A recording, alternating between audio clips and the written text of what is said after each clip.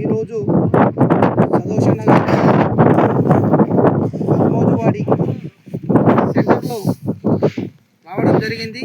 రాత్రి వర్షం కురవడం ద్వారా ఇక్కడ సుమారుగా 6,000 బ్యాగులు కాంటాక్ట్ చేయడం జరిగింది.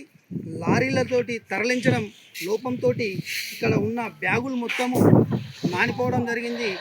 రైతులు మళ్ళీ వాటిని తీసి మళ్ళీ ఆరబోవడం జరుగుతుంది. వృధాగా మళ్ళీ ఒక క్వింటాల్కు వాళ్ళకు ఒక్కొక్క రైతుకు క్వింటాల్కు ఒక 50 రూపాయల చొప్పున మళ్ళా ఎక్కువ లాస్ అవ్వడం జరుగుతుంది. ఈ యంత్రాంగము చేస్తుందంటే గవర్నమెంట్లో ఎక్కడ సెంటర్లు ఉన్నాయో ఎన్ని బ్యాగులు కాంటాక్ట్ వాళ్ళకి తెలియదు. ఒక 6,000 బ్యాగులు ఇక్కడ కాంటాక్ట్ ఉన్నాయి కాబట్టి తరలించడానికి ఒక లారీలో ఒక 1000 బ్యాగులు వెళ్ళినా కానీ ఒక 6 లారీలు తీసుకురావాల్సి వస్తుంది. ఈ మధ్యలో ఇప్పుడు ఇంతకుముందు వచ్చినప్పుడు ఎంపీడీఓ గారు వచ్చి చెప్పిపోయారట ఒక 3 లారీలు పంపిస్తామని చెప్పేసి. ఇక్కడ ఒక 2 లారీలు అయితే 2 లారీలు సాయంత్రం పోతూ ఉండాలి.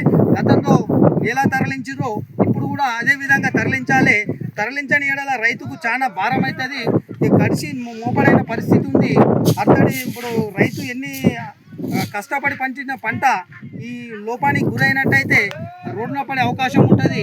మళ్ళీ ఇప్పుడు అకాల వర్షాలు ఇప్పుడు కూడా చూస్తుంటే వాతావరణం చూస్తుంటే ఎప్పుడు వాన వస్తుందో కూడా తెలియని పరిస్థితి ఉంది. కాబట్టి ఇది మేము తొందరలో ఇవాళ ఏ టైం అయినా ఈ లారీలు పెట్టి ఈ ఏవైతే కాంటా అయినాయో అన్నీ తరలించాలి. మిగతా కూడా కాంటా వేసి ఈ 2 రోజుల మొత్తము కాంటా వేసి మొక్కలను తరలించే విధంగా యంత్రాంగం చర్య తీసుకోవాలి. లేని ఏడల కలెక్టరేట్ ముట్టడి రైతుల ద్వారా కలెక్టరేట్ ముట్టడి చేయడం జరుగుతుందని చెప్పి మేము టీఆర్ఎస్ పక్షాన డిమాండ్ చేస్తున్నాం. లైక్ చేయండి, షేర్ చేయండి, సబ్స్క్రైబ్ చేయండి. మరిన్ని వీడియోల కోసం బెల్ సింబల్ పై క్లిక్ చేయండి.